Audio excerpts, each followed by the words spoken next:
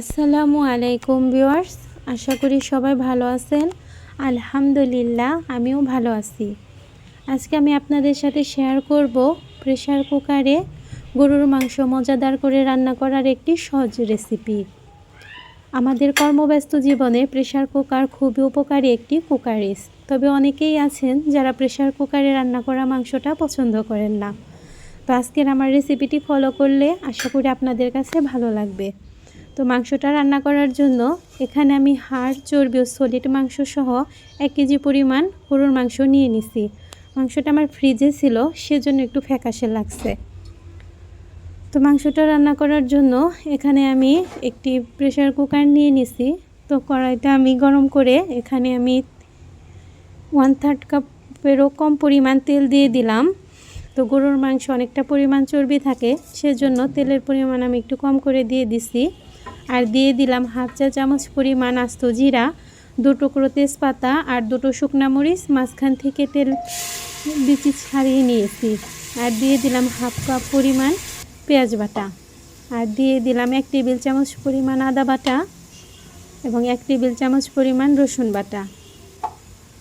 এখন এটা আমি ভালোভাবে একটু ভেজে নিব যাতে আদা রসুনের কাঁচা স্মেলটা চলে যায়।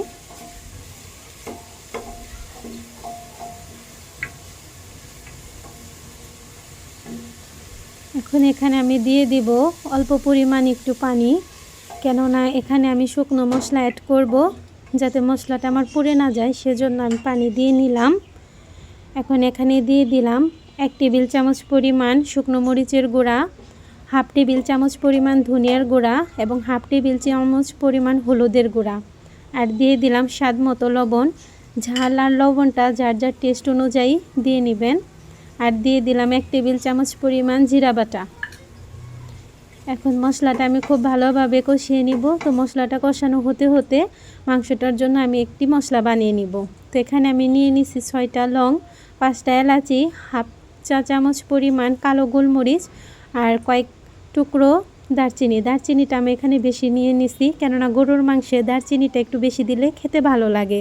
তো এটা আমি একটু ব্লেন্ড করে নেব। এটা আমি তেলে নিইনি, না তেলেই ব্লেন্ড করে নিছি। তো মশলাটা কষানো আমার হয়ে গেছে। এখন এখানে আমি মাংসগুলা দিয়ে দিলাম। তো মাংসটা মশলাটার সাথে আমি একটু কষিয়ে নিব। তো এখানে দিয়ে দিলাম গুঁড়ো করা মশলাটার অর্ধেকটা পরিমাণ। এখন আমি ঢাকা দিয়ে 5 মিনিটের জন্য এটা রান্না করে নেব। তো 5 মিনিট পর আমার গরুর মাংসটা মশলাটার সাথে একটু কষানো হয়ে গেছে।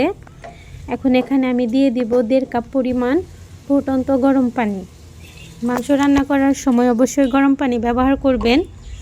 যদি ঠান্ডা পানি ব্যবহার করেন তাহলে মাংস রান্নার প্রসেসটা বন্ধ হয়ে যাবে এবং মাংসটা খেতে পানসে লাগবে। তো এখন এটা আমি একদম ঢাকা লাগিয়ে দিলাম। তো আমি 6টা সিটি আনিয়ে মাংসটা রান্না করে নেব। তো 4-5 মিনিট পর আমার প্রথম সিটিটা চলে আসছে। তো এভাবে আমি আরও 5টা সিটি আনিয়ে নেব।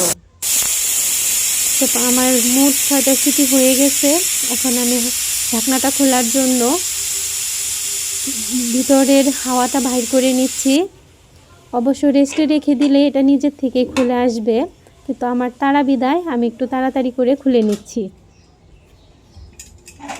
তো ঢাকাটা খুলে নিলাম। তোমার মাংসটা হয়ে গেছে। ইচ্ছে করলে এভাবেও খেতে পারেন, কিন্তু আমি মাংসটাতে এখন আরও দিয়ে দিব 3টা কাঁচামরিচ। কাঁচামরিচের স্মেলটা মাংসতে খেতে ভালো লাগে। আর গুঁড়ো করে রাখা বাকি মশলাটা দিয়ে দিলাম। আর দিয়ে দিলাম কিছুটা পরিমাণ পেঁয়াজ বেরেস্তা। এখন এটা দিয়ে আমি আরও 3-4 মিনিট মাংসটা ঢাকা দিয়ে রান্না করে নিব লো টু মিডিয়াম হিটে।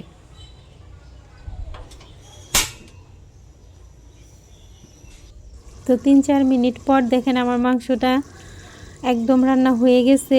দেখতে অনেকটাই লোভনীয় লাগছে। তো এখন এটা আমি চুলা বন্ধ করে মাংসটা নামিয়ে নিব। তো এভাবে মাংস রান্না করে খেয়ে দেখবেন, অবশ্যই আপনার কাছে ভালো লাগবে। তো তো এটা খিচুড়ি কিংবা পোলাও কিংবা সাদা ভাতের সাথে খেতে অনেক ভালো লাগে। তো আশা করি আমার আজকের রেসিপিটা আপনাদের কাছে ভালো লেগেছে। ভালো লেগে থাকলে প্লিজ পাশে থাকবেন। আজ এ পর্যন্ত। সবাই সুস্থ থাকবেন, ভালো থাকবেন।